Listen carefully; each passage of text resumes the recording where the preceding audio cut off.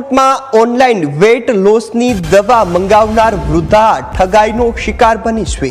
Cyber ગઠિયાઓએ ₹84.38 લાખની છેતરપિંડી આચરી દિલ્હીના મોહમ્મદ અશરફ અલીની પોલીસે ધરપકડ કરી છે।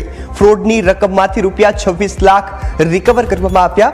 અન્ય કેટલા લોકોને છેતર્યા છે તે તપાસ શરૂ કરવામાં આવી છે, તો પોલીસે રિમાન્ડ મેળવી હવે સમગ્ર મામલે વધુ તપાસ હાથ ધરી છે।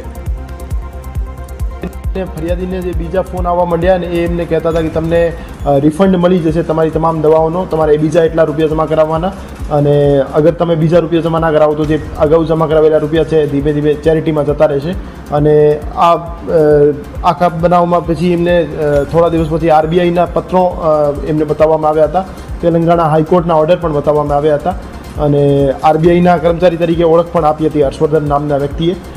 તો એ રીતે બેન પાસેથી ટોટલ 84.38 લાખ 84,38,000 રૂપિયા પોતાના બેંક ખાતામાં ટ્રાન્સફર કરાવવામાં આવેલ હતા।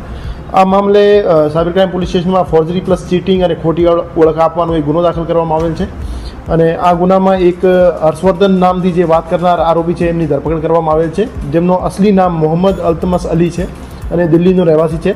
એમના ખાતામાં 55 લાખ રૂપિયા 55 લાખ રૂપિયા ટ્રાન્સફર થયા હતા, અને 55 લાખ પૈકી 26 લાખ અમે રિકવર કર્યા છે, અને બાકી આગળની તપાસ હાલ ચાલુ છે।